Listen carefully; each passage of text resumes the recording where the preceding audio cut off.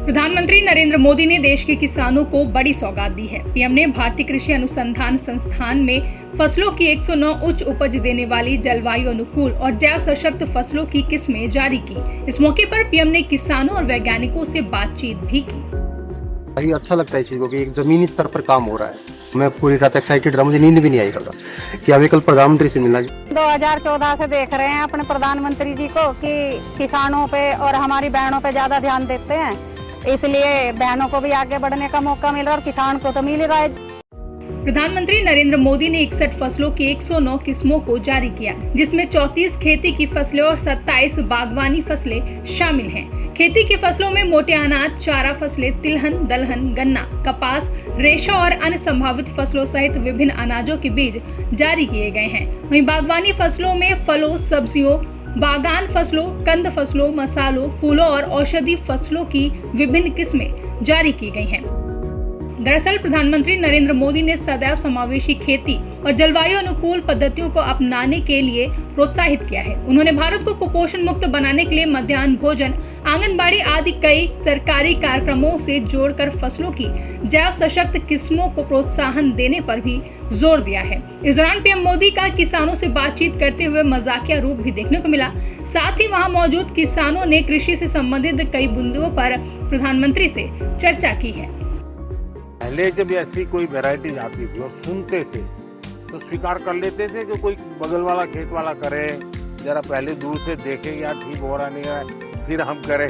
नहीं सर, ज्यादातर तो यही प्रॉब्लम है। इसका उपाय है, ठीक है, मान लीजिए आपके पास बहुत छोटी 2 एकड़ जमीन है, तो छोटा सा टुकड़ा प्रयोग करना चाहिए, बाकियों में नहीं करना चाहिए। बाकियों में आपकी जो, और उसमें अगर ठीक निकलता है या तो 4 कोने में थोड़ा थोड़ा कर देना चाहिए। तो मैं समझता हूँ कि शायद आप खुद अपना प्रयोगशाला अपने खेत में ही खड़ी कर सकते हैं। किसान को किसान देख के जल्दी काम पकड़ता भी, इसकी आमदन मेरे से ज्यादा ना बढ़ जाए। ये बात नहीं है, किसान आज का अवेयरनेस आ चुकी है, लेकिन पिछले 10 सालों में ना किसान सब चना, गेहूं और धान इन फसलों में जा रहे थे।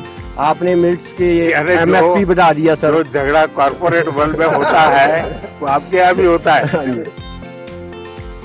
जब आप सबसे मैं सुनता हूं तो मैं वाकई मेरा मन कह उठता है कि भारत की खेती के लिए आज बहुत बड़ा दिन है। 3 देश के लोग हैं जिनका रुचि बढ़ा है। हाँ, अमेरिका के लोग हमारे पास आए, सर सूरीनेम से जो है, सूरीनेम से वहाँ के सांसद हमारे पास आए थे सर, इसके बारे में जानने के लिए, बातें करने के लिए। जो जैसे किसान भाई हैं, पहले सर सभी बाजरा, रागी वगैरह काफी वर्षों पहले सभी करते थे और स्वस्थ भी रहते थे। सर इतनी बीमारियां जो आजकल हो गई हैं, तो ये बीमारियां भी नहीं थी। तो सर मिलेट खाना पहले नंबर पर तो स्वास्थ्य के लिए बहुत लाभकारी है। किसानों को सर इससे लाभ भी हो रहा है, क्योंकि उन्हें जो है पैसा भी ज्यादा मिल रहा है। सर हम मार्केट से उससे 2-3 रुपए उनसे सर फालतू खरीद लेते हैं और उससे अपना पैकेजिंग करके सर उसमें भी रेट ज्यादा मिल रहे हैं, तो किसान को सर उसमें डबल आमदनी हो रही है। बता दें, पीएम मोदी ने आगे कहा कि नई फसलों की किस्में किसानों के लिए काफी फायदेमंद होंगी, क्योंकि इससे कम खर्च में ज्यादा मुनाफा होगा। इससे पर्यावरण पर भी काफी सकारात्मक प्रभाव पड़ेगा। बता दें, इस मौके पर पीएम ने इन नई फसल किस्मों के विकास के लिए वैज्ञानिकों की सराहना भी की। लाल बहादुर शास्त्री जी के जय जवान जय किसान को तो हमने बहुत सुना है, अटल जी ने उसमें जय विज्ञान भी जोड़ दिया था, लेकिन आज का युग बदल गया है, इसलिए मैंने तो कहा भाई जय जवान जय किसान जय विज्ञान और सबसे महत्वपूर्ण जय अनुसंधान। और जब मैं बाजरे के खेतों में आपका जो वर्णन सुन रहा हूँ, ये इतने सारे नए बीज वैरायटी देख रहा हूँ, तो मुझे लगता है ये मंत्र सच्चे अर्थ में धरती पर उतरा है, ये खेतों में गूंज रहा है। साथ ही पीएम मोदी ने वहां मौजूद किसानों से पूछा कि जब खेती की नई नई वैरायटीज आती हैं तो आप लोगों को कैसा लगता है। भाई किसान लोग बताइए, नई नई वैरायटी होती है, आप लोगों को कैसा लगता है? ये किसान मेरे अंडर आ जाए इस खाते में। भारत सरकार की स्कीम आई थी, मेरा गांव मेरा गौरव। हाँ, तो मेरे भी गांव का क्लस्टर IRI ने अडॉप्ट किया था। हाँ, तो उसमें हर सोमवार को हमने एक दिन तय किया था कि फार्म स्कूल चलेगा, कोई ना कोई साइंटिस्ट यहाँ से आता था। तो जो हमारी समस्या थी कि हमारा चावल रिजेक्ट हो रहा था बाहर पेस्टिसाइड की वजह से, तो हमारे किसानों के ग्रुप को वो समझाया गया कि आपने ये पेस्टिसाइड नहीं डालनी, और एक गैप के तहत फूड एग्रीकल्चर प्रैक्टिस के तहत आप खेती करोगे।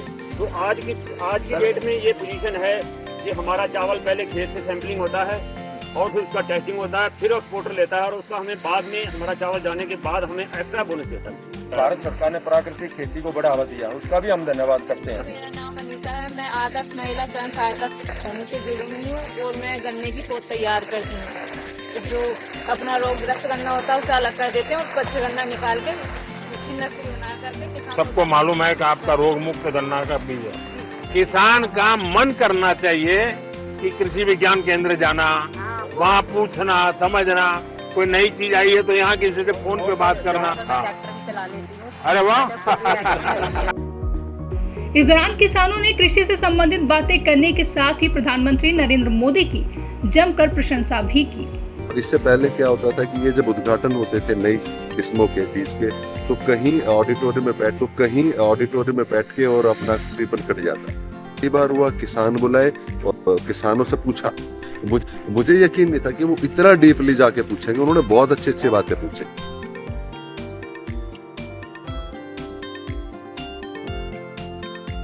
महिलाओं के लिए बहुत कुछ किया है और एक महिला शक्ति को आगे बढ़ने का, आगे निकलने का मौका मिला है। उन्होंने जब से सीरियन के बारे में बताना शुरू किया कि मिलेट्स खाइए, वो अपने बारे में बताते कि मैं मिलेट्स खाता हूँ, इसके ये फायदे हैं, तो लोगों के प्रति उसकी जागरूकता बढ़ी है। और इससे क्या हुआ कि जब डिमांड भी शुरू किया है कि हमारे प्रधानमंत्री जी बहुत दूरंदेशी सोच के और लोगों से थोड़ा आगे के सोचने वाले हैं। प्रधानमंत्री जी ने कहा भी कि जब तक कि किसान और साइंटिस्ट आपस में नहीं मिलेंगे तो वो लैब में रह जाएगी नॉलेज और वो उसकी फार्म पे रह जाएगी। महिलाएं आत्मनिर्भर बनेंगी, किसान भाई अपने आप में सक्षम होंगे, तो ये बहुत अच्छी पहल है। पहले ऐसा किसी ने भी नहीं किया।